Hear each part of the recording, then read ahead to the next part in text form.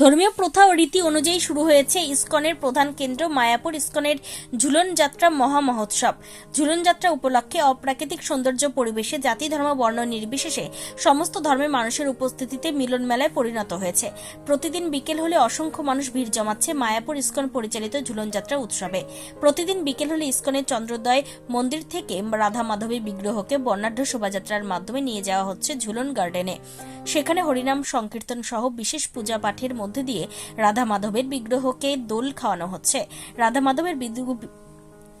মাধবের বিগ্রহের ঝুলনের দড়ি স্পর্শ করতে ঝুলন গার্ডেনে জমায়েত হচ্ছে অসংখ্য দেশীয় বিদেশি ভক্তরা। সমস্ত গার্ডেনকে সাজানো হয়েছে আলোকমালা।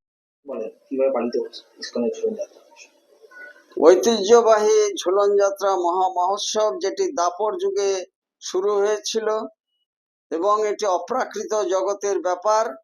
ভগবান শ্রীকৃষ্ণ শ্রীধাম বৃন্দাবনে ব্রজ গোপিকাদের সঙ্গে যে ঝুলন যাত্রা পালন করেছিলেন, সেই ঐতিহ্য মেনে ইস্কন মায়াপুরের ঝুলন গার্ডেনে মনোরম পরিবেশে এই ঝুলন যাত্রা 5 দিন ব্যাপী পালন করা হচ্ছে।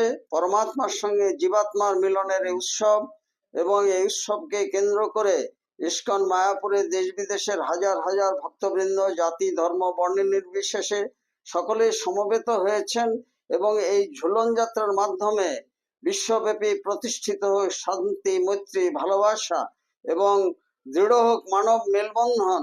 আজকের দিনে এই ঝুলন যাত্রার মাধ্যমে মানুষের আধ্যাত্মিক নবজাগরণ ঘটুক, এটি আমাদের প্রত্যাশা। রসিক গৌরাঙ্গ দাস, ইস্কন মায়াপুর, জনসংযোগ আধিকারিক, নদিয়া।